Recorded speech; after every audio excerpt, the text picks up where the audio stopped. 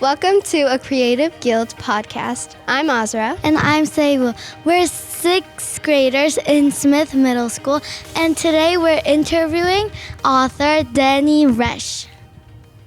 Hi. Hello. Hi. Thank you so much for being here. I'm really happy to be here.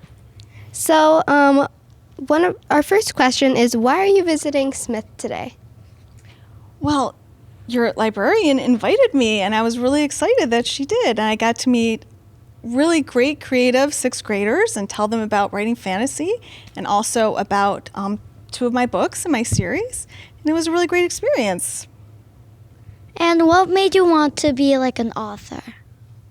I wanted to be an author from a very young age, probably even younger than you guys. And I was always writing books. But it wasn't until I was a lot older that I just kind of decided it was time. It was when I was reading books to my own kids, and I said, you know what? I have stories that I want to share. So I started writing. Wow. Did you always like writing or reading? And if not, what made you like it? Well, I loved both, but I really liked reading fantasy because you could escape and go to magical worlds and meet all kinds of different creatures, and you never know what you're going to find when you open up a fantasy book. Okay, so the next question is, how do you think of ideas like for your book? Well, that was one of the things I talked about in my presentation. Is I feel like there's ideas everywhere. You just kind of got to be aware, and you got to always be on the lookout of where they could be. So, for instance, my book, it's called the Magic Shoe series, and it's actually because one day I was thinking about the nursery rhyme about an old lady who lives in a shoe, and then it sparked an idea about a shoe house, and then it just kind of grew and grew and grew, and before I knew it, I had a shoe house with a secret workshop underneath filled with magic shoes. Wow. If you can spoil a little bit of the third book, what would it be? Well, the first book is written from Ren's perspective, and his shoes lead him to a magic world. The second book is written from Maria's perspective, and the story continues. It's the same story, it just continues on. But the third book is written from Rusty's perspective, and even though everyone around him has magic powers, he doesn't. He's just a kid that lives in the town, and no one knows why these shoes are made for him, but his shoes make him an amazing fighter. Like, he has all these skills to become a warrior. So the book centers on that and him trying to get used to the magic world that he's found himself in. Okay, so how long does it take to write like your whole book?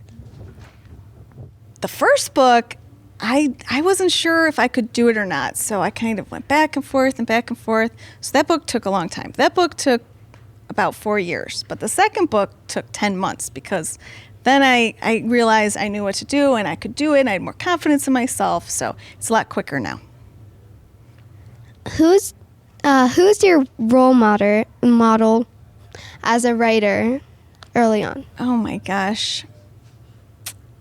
That's a hard one. I have so many writers that I really love. But it would probably be Tolkien because he's just amazing. The guy who wrote Lord of the Rings, because it was so immense, the world, and he put so much into it. So I really admire how much work he put into his books. Yeah. So have you ever think about making like a movie about your book, like based on your book? I would love that. That would be amazing. Of course. I mean, who doesn't think about that when they're a writer? I have all the visuals in my head and what it would look like. Yeah, that would be amazing. After listening to students about their ideas for the shoes, what do you think was the best idea? And would you use that in one of your books? Oh my gosh, that's a hard one because there were so many good ideas. There was one that said that the shoes would change color when they put them on, and then it would kind of put them in a different category, and I thought that was pretty interesting. I mean, there was a lot of teleportation and invisibility. I mean, there were some really cool ideas. There was a whole bunch about being able to talk to animals. I think that's interesting. So many people came up with that. So yeah, very cool stuff. And do you ever get a writer's block? Yes, absolutely. A lot of times you don't for sure know where the story is going to go, but you got to just work through it. And sometimes you're just going to write and you know that maybe this isn't where you're supposed to be going. But sometimes when I write, then I get ideas. So I just keep kind of writing, even though I know maybe this isn't the right path. Eventually I know I'm going to get there. And for our final question, do you have any advice you'd want to give to our future writers? I would say just have the confidence that your stories deserve to be told, because I waited way too long to start writing. So if you feel like you want to write now, I would just keep writing and always be telling stories. Yeah. Thank you so much.